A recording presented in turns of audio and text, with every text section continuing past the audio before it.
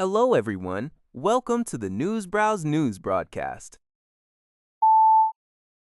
Following the conclusion of the funeral for the late Iranian Supreme Leader Khamenei, taking a successor and second son, Mojtaba Khamenei, made his first public communication since taking office. According to reports from Thai Sounds, Mojtaba released a written statement on July 11th via his Telegram account. In the message, he vowed to seek justice and revenge for his father, who was killed in a joint U.S. and Israeli attack in Tehran on February 28th.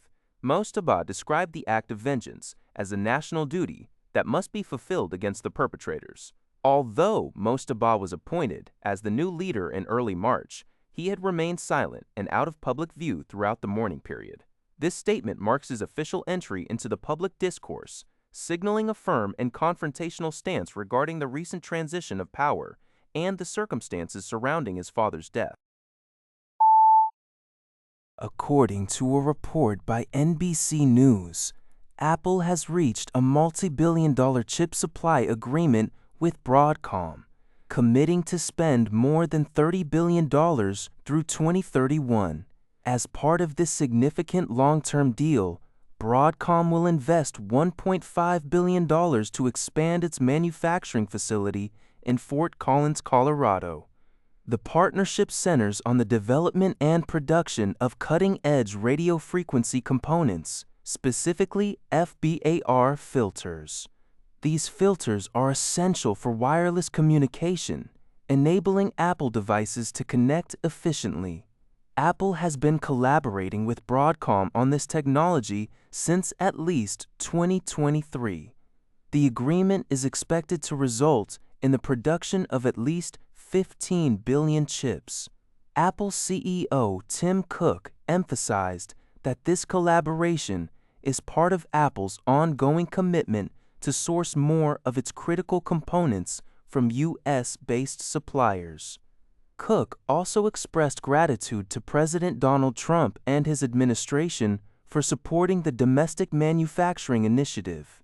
Broadcom's expansion in Colorado highlights a growing push by tech giants to secure and strengthen local supply chains.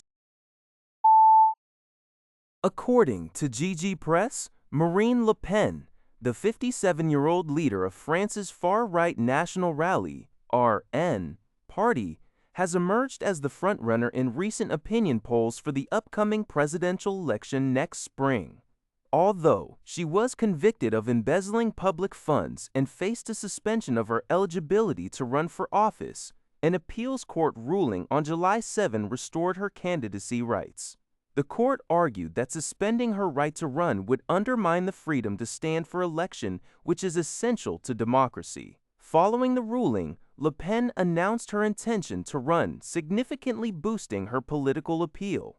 In two recent polls, she garnered 34% to 36% support, leading second-place candidate and former Prime Minister Edouard Philippe, a centrist ally of President Macron, who scored 19% to 20%.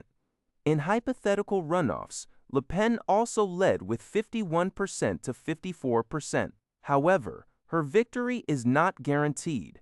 About 60% of respondents in one poll still view her candidacy as a mistake, and her conviction remains active as the case heads to the Supreme Court for a final decision.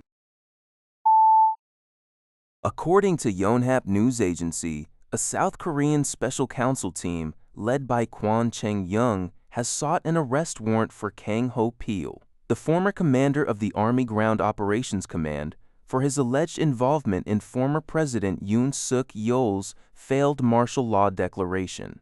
Legal sources stated that a warrant hearing is scheduled for Monday at the Seoul Central District Court. Kang is accused of setting up a situation room within his command, ordering the assembly of a crisis response team, and mobilizing all senior officers ahead of the martial law declaration. Investigators also suspect he participated in discussions prior to the announcement.